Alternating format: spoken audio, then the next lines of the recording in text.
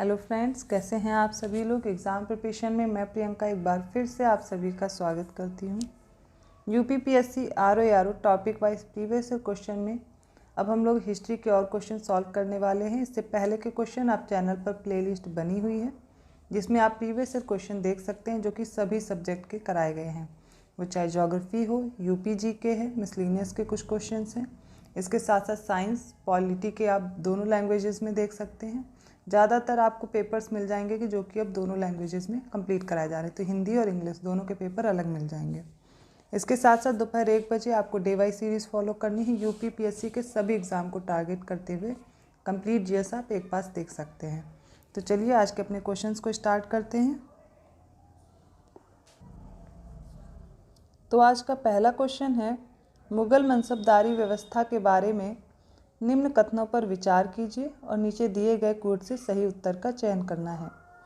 पहला स्टेटमेंट है, जात एवं सवार पद प्रदान किए जाते थे। सेकंड है, मनसबदार आनुवांशिक अधिकारी होते थे। थर्ड है, मनसबदारों के 3 वर्ग थे। और फोर्थ स्टेटमेंट है, दीवान कार्यालय द्वारा इनको वेतन दिया जाता था। अब इसमें से बताना है कौन से कथन सही हैं। तो देखिए, इसमें जो पहला कथन है, जात एवं सवार पद इनको प्रदान किया जाता था मुग़ल मनसबदारी व्यवस्था में, और इसमें 3 वर्ग हुआ करते थे। ये दोनों स्टेटमेंट सही दिए गए हैं। इसके अलावा ये दोनों स्टेटमेंट बाकी गलत दिए गए हैं। ऑप्शन डी राइट होगा।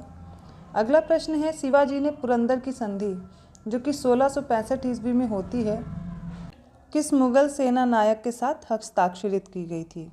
ए है जसवंत सिंह, बी है जय सिंह, सी है शाइस्ता खां या फिर डी है दिलेर खां। तो 11 जून 1665 को शिवाजी ने पुरंदर की संधि जयसिंह के साथ हस्ताक्षर किए थे। तो याद आपको रखना है, ऑप्शन बी यहाँ पर राइट होगा।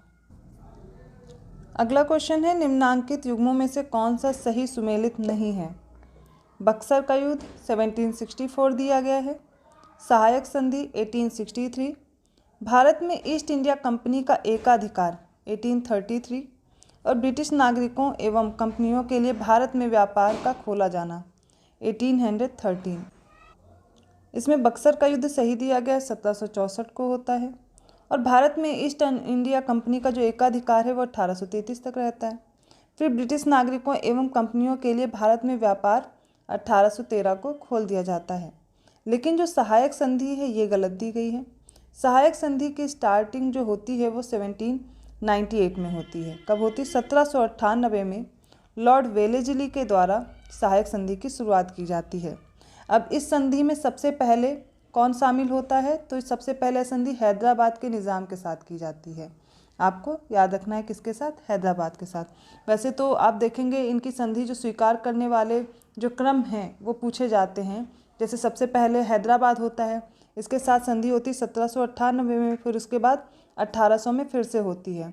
तो सबसे पहले हो गया हैदराबाद, फिर उसके बाद आता है मैसूर 1799 में, फिर है तंजौर होता है 1799 में। इसी तरह अवध भी इसमें शामिल होता है 1801 में, पेशवा इसमें 1801 में शामिल हो जाते हैं, बरार के भोसले भी इसमें 1803 में शामिल होते हैं सहायक संधि में। फिर सिंधिया 1804 में, जोधपुर 1818 में, जयपुर 1818 में, और मछेरी, बूंदी, भरतपुर ये सारे 1818 में शामिल हो जाते हैं सहायक संधि में। क्रम पूछा जाता है, आपको याद रखना है। तो सबसे पहले हैदराबाद, मैसूर, तंजौर, HMT, फिर है अवध, पेशवा, बरार के भोसले। तो आपको फिर इसमें स्टार्टिंग के सारे अल्फ़ाबेट ले लीजिए। अवध का ए हो जाएगा APB, ऐसे करके आप याद कर लिए। फिर S, और जोधपुर में 2 बार जोधपुर और जयपुर फिर आते हैं सारे। जोधपुर, जयपुर, मछेरी, बूंदी, भरतपुर ये सारे 1818 में ऐड हो जाते हैं। तो ये हो गई सहायक संधि। अब बढ़ते हैं अगले क्वेश्चन की ओर। अगला क्वेश्चन है, भारत में प्रकाशित पहला समाचार पत्र निम्नलिखित में से कौन सा था। ऑप्शन ए है the Bengal Gazette, option B है the Calcutta Gazette, option C है मद्रास कुरियर, और ऑप्शन डी है बॉम्बे हेराल्ड। इसका सही उत्तर हो जाएगा option A, the Bengal Gazette. तो याद रखिए, भारत में जो सबसे पहले समाचार पत्र प्रकाशित किया गया उसका नाम है बंगाल गजट। 1780 में कलकत्ता में जेम्स ऑगस्टस हिक्की के द्वारा ये समाचार पत्र प्रकाशित किया गया था। ठीक है, अब इसके बाद बात करते हैं। अगला क्वेश्चन है, ब्रह्म समाज की स्थापना किसने की थी। ऑप्शन ए है राजा राम मोहन राय ने, ऑप्शन बी है देवेंद्र नाथ टैगोर ने, ऑप्शन सी है ईश्वर चंद्र विद्यासागर ने, या फिर डी है केशव चंद्र सेन ने। तो ऑप्शन ए सही होगा। ब्रह्म समाज की स्थापना 1828 में राजा राम मोहन राय करते हैं, किंतु इसके बाद केशव चंद्र सेन जब इसको संभालते हैं तो इसे आदि ब्रह्म समाज कहते हैं।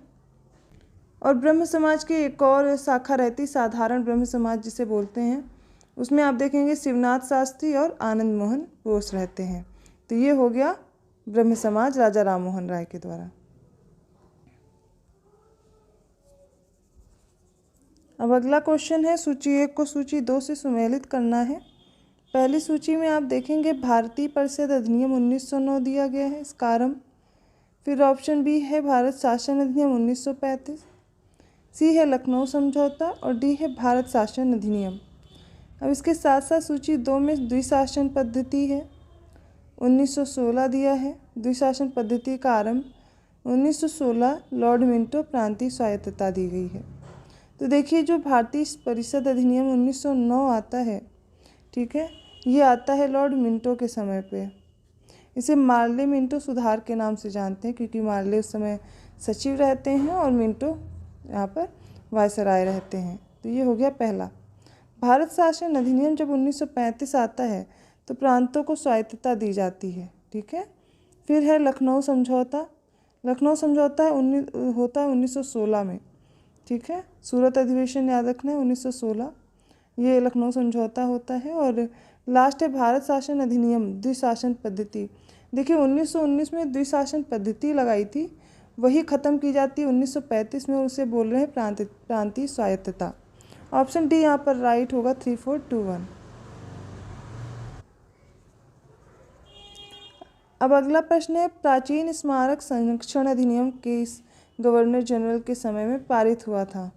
ए है लॉर्ड मिंटो के, बी है लॉर्ड हार्डिंग के, सी है लॉर्ड कर्जन के, डी है लॉर्ड लिनलिथिगो के। तो लॉर्ड कर्जन के समय पर प्राचीन स्मारक संरक्षण जो अधिनियम है वो पारित हुआ था। लॉर्ड कर्जन का समय याद रखिए 1899 से 1905 रहता है, और 1904 में आता है ये प्राचीन स्मारक संरक्षण अधिनियम। इसके बाद होता है बंगाल का विभाजन 1905 में, ठीक है, ये आपको याद रखना है। बढ़ते हैं अगले क्वेश्चन की ओर। वीडी सावरकर द्वारा गुप्त संगठन था। ए है युगांतर समिति, बी है अनुशीलन समिति, सी है हिंदुस्तान रिपब्लिकन एसोसिएशन और डी है अभिनव भारत। तो वीडी सावरकर के द्वारा, विनय दामोदर सावरकर के द्वारा अभिनव भारत की स्थापना की जाती है। ऑप्शन डी राइट होगा। अगला क्वेश्चन है लोक सेवाओं की परीक्षा इंग्लैंड तथा भारत में एक साथ करने की संस्तुति निम्न में से किसके द्वारा की गई थी। एचिसन आयोग द्वारा, हॉबहाउस आयोग द्वारा, सी है मॉन्टेग्यू चेम्सफोर्ड रिपोर्ट द्वारा, डी है लॉर्ड कॉर्नवालिस के द्वारा। इसका सही उत्तर होगा option C, Montagu Chelmsford report के द्वारा लोक सेवाओं की परीक्षा इंग्लैंड तथा भारत में एक साथ कराने की संस्तुति की गई थी। अब अगले प्रश्न में 2 सूची दी गई हैं, दोनों सूची को सुमेलित करना है। एक में आंदोलन दिए गए हैं, दूसरी में वे व्यक्ति उस आंदोलन से जो जाने जाते थे। पहली सूची में होम रूल आंदोलन है, बारदोली सत्याग्रह है, असहयोग आंदोलन है और स्वराज पार्टी का निर्माण है। अब इसके लिए जो व्यक्ति जाने जाते थे, इसमें पहले हैं एम.के. गांधी, दूसरे हैं चित्तरंजन दास, तीसरे हैं वल्लभ भाई पटेल और चौथी हैं एनी बेसेंट। तो देखिए होम रूल के लिए आपको याद रखना है एनी बेसेंट और बाल गंगाधर तिलक, ये 2 लोग थे, ठीक है। इसकी शुरुआत करती है एनी बेसेंट। बारदोली सत्याग्रह के लिए वल्लभ भाई पटेल याद रखना है, और यहीं पर इनको सरदार की उपाधि यहाँ की महिलाएं देती हैं, ठीक है। तो बारदोली सत्याग्रह याद रखना है। अब देखिए जो असहयोग आंदोलन है, इसके लिए आपको एम.के. गांधी याद रखना है, और स्वराज पार्टी का निर्माण करते हैं चित्तरंजन दास, और इनके साथ रहते हैं मोतीलाल नेहरू। ये आपको याद रखना है। ऑप्शन बी राइट होगा 4312। अब अगला प्रश्न है प्रथम विश्व युद्ध के समय राजा महेंद्र प्रताप की अध्यक्षता में भारत की अस्थायी सरकार कहाँ पर बनाई गई थी। ए है जर्मनी में, बी है सिंगापुर में, सी है अफगानिस्तान में या डी है तुर्की में। याद रखना इसका सही उत्तर होगा ऑप्शन सी, अफगानिस्तान में। यहाँ पर आप देखेंगे कि महाराजा महेंद्र प्रताप की अध्यक्षता रहती है और यहाँ पर एक अस्थायी सरकार की स्थापना की जाती है। ऑप्शन सी राइट होगा।